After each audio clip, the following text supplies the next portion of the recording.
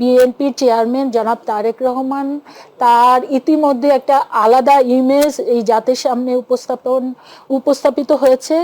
নির্বাচনের আগে কিংবা নির্বাচনকে কেন্দ্র করে পক্ষ বিপক্ষ একে অপরের সম্পর্কে বক্তব্য তো রাখেই, এটা একটা স্বাভাবিক প্রক্রিয়া।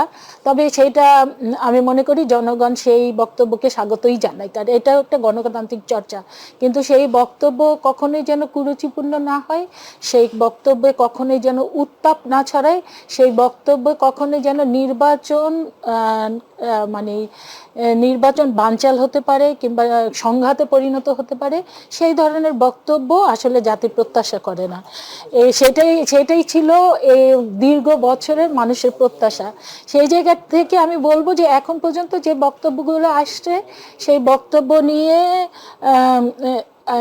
কিছু কিছু বক্তব্য নিয়ে তো আসলে মানুষ কিংবা আমরা জাতীয়তাবাদী দলের একজন কর্মী হিসাবে আমরা প্রত্যাশা করি আমাদের বিপরীত যেই দলটি আছে, কিংবা শুধু দল না, তারা একটা জোটে পরিণত হয়েছে, সেই জোটের পক্ষ থেকে এমন কোনো বক্তব্য আসবে না যেটা নিয়ে জাতি মানে দুশ্চিন্তায় পড়বে, কিংবা জাতি সেই পূর্বের যেই কুরুচিপূর্ণ বক্তব্য শুনে শুনে তারা আসলে ক্লান্ত এবং জারি মানে বহিঃপ্রকাশ আমরা দেখতে পেয়েছি।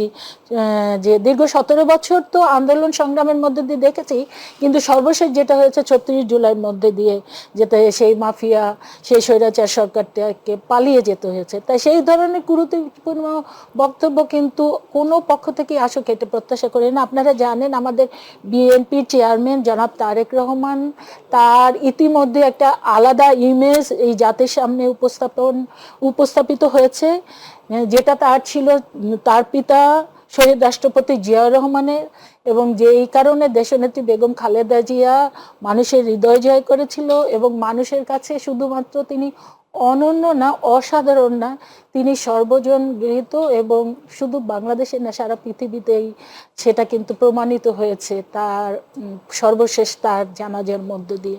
শহীদ রাষ্ট্রপতি জিয়া রহমান একই, কিন্তু তারই ধারাবাহিকতা আমরা দেখেছি যে আমাদের চেয়ারম্যান জনাব তারেক রহমান ঠিক একইভাবে তার বাবা তার মা যেমন কখনো মানে বিপরীত যে দল থাকে তাদেরকে মানে এমন কোনো আঘাত করে, কেমন এমন কোনো অবাস্তব অবান্তর এবং পার্সোনালি কাউকে আঘাত করে এই ধরনের বক্তব্য তারা রাখে না। সেটা আমাদের চেয়ারম্যানে কিন্তু সেই জায়গাতেই অবস্থান করছে। আপনি দেখেছেন যে আপনি আজকে এটা বললেন, সেখানেও কিন্তু একটা সৌন্দর্য আছে।